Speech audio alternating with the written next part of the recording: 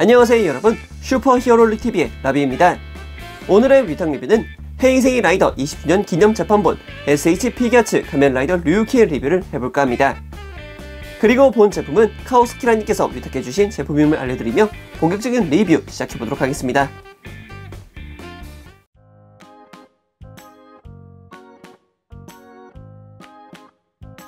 자, 그럼 먼저 류키를 보기 전에 박스 아트부터 먼저 보고 갑시다.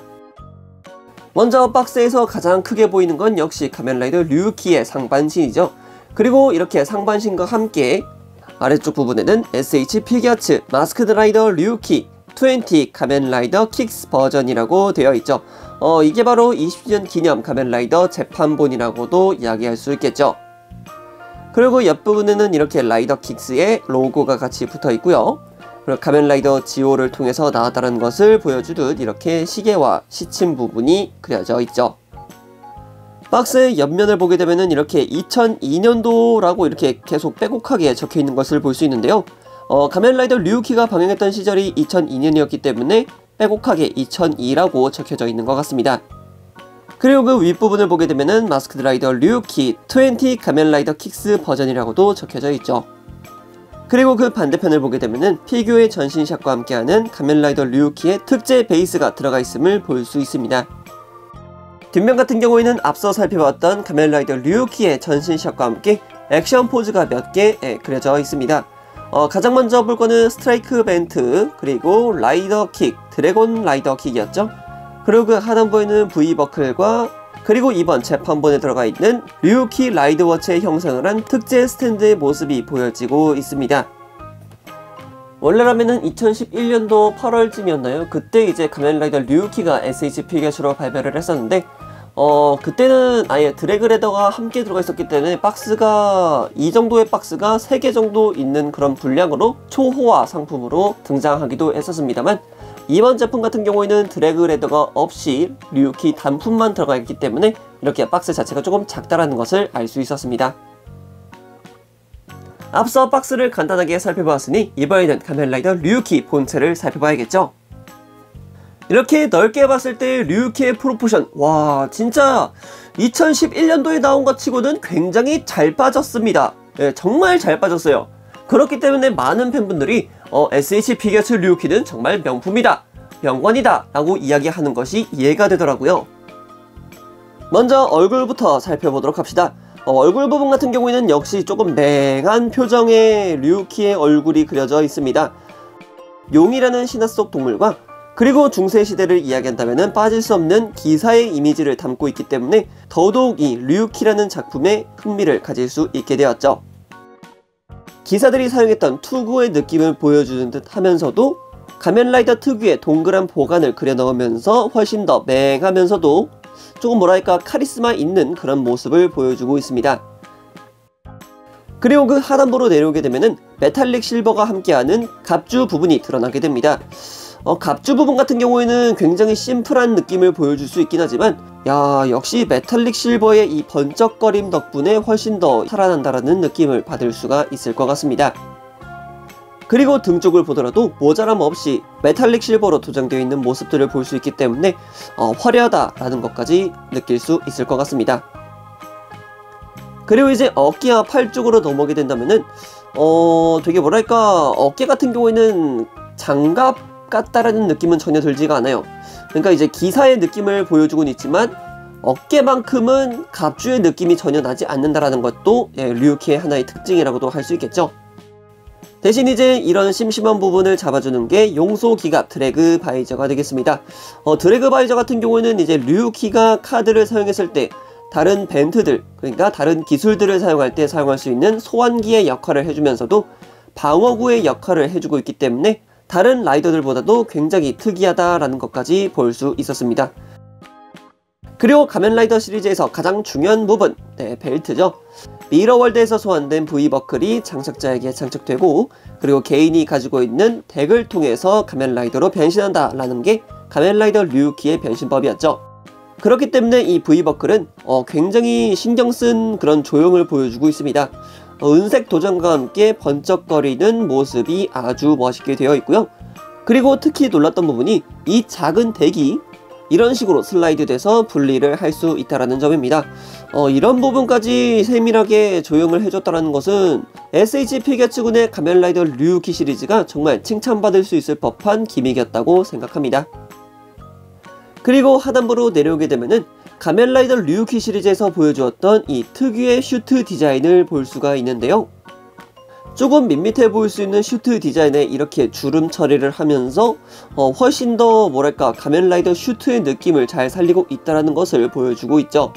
가면라이더 쿠우가나 아기토 같은 경우에는 생체 라이더의 느낌을 보여주었던 반면 가면라이더 류키 같은 경우에는 이렇게 옷의 주름이라던가 아니면 이런 표식 등을 통해서 갑옷을 입고 있는 라이더의 느낌으로 변화시켰기 때문에 하나의 혁신을 가져왔다 해도 무방할 그런 작품이었죠.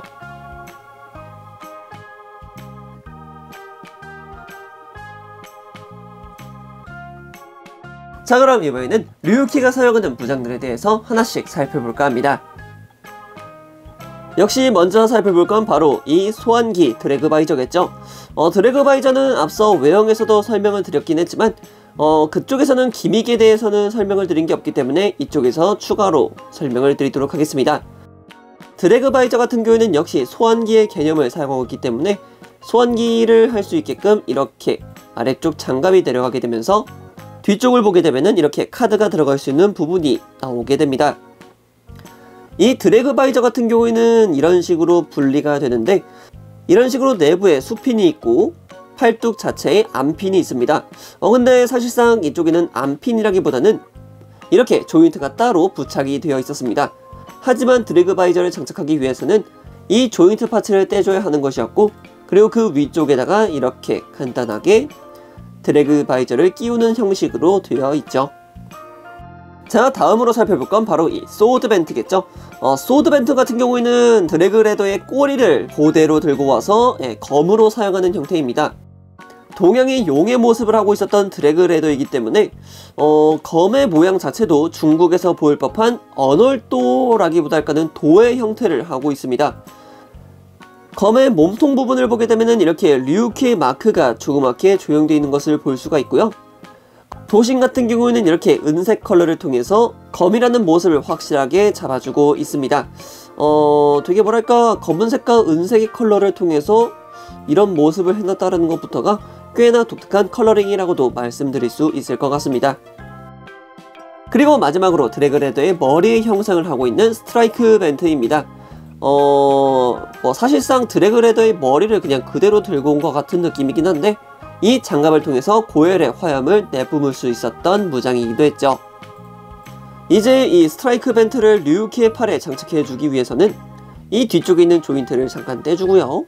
그리고 손 파츠도 같이 떼줍시다. 스트라이크 벤트 내부에 있는 조인트 부분과 그리고 류키의 팔 쪽에 있는 볼관절에 장착을 시켜주게 되면은 간단하게 이렇게 스트라이크 벤트를 장착하고 있는 류키의 모습으로 형상화 시켜줄 수 있습니다.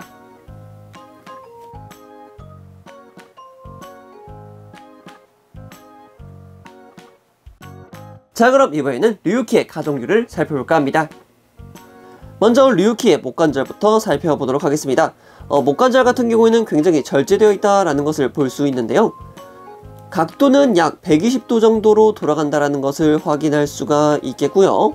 그리고 목을 다시 돌려놓은 다음에 아래로 내려주게 되면은 그래도 어느 정도 시선 처리는 가능한 정도로 고개가 숙여지게끔 되어 있습니다. 그리고 고개를 크게 들어 올려줄 수도 있기 때문에 위쪽을 바라본다라던가 아니면은 이제 파이널 벤트를 사용했을 때 위로 고개를 올린다라는 그런 느낌까지도 충분히 보여줄 수 있는 가동성을 보유하고 있습니다.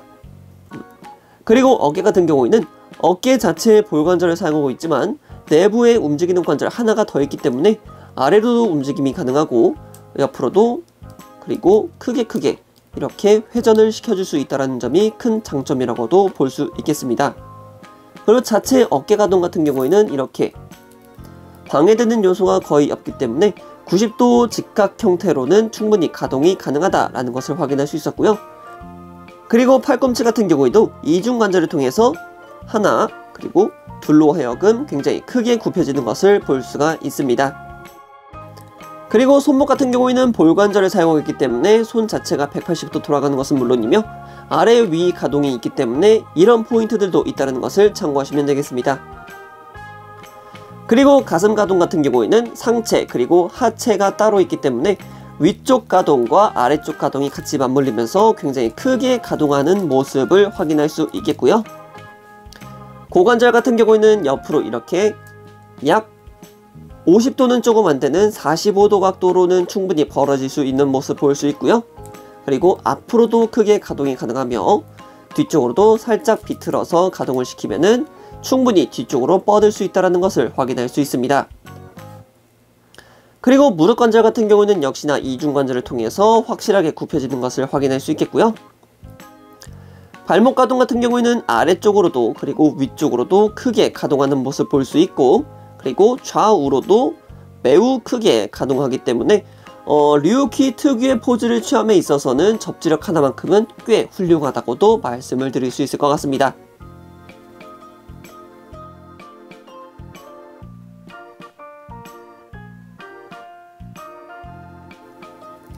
다음은 류키의 특징 기믹과 부속되어 있는 제품들을 살펴볼까 합니다. 역시 가장 먼저 살펴볼 건 바로 이 카드들이겠죠. 일단 카드 같은 경우에는 코팅지를 사용해서 이렇게 카드를 확실하게 구현을 해주고 있고요. 작지만서도 확실히 그림까지 구현해 놓았다는 점까지 볼 수가 있습니다. 먼저 이렇게 보시는 것은 어드벤트, 드래그 레더를 소환하는 카드겠고요. 그리고 그 다음으로 보이는 카드가 가드벤트, 그리고 그 다음으로 보이는 카드가 소드벤트, 그리고 그 다음은 당연히 스트라이크 벤트겠고요. 마지막은 류키의 파이널 벤트 카드로 이렇게 총 5장의 카드가 들어가 있습니다.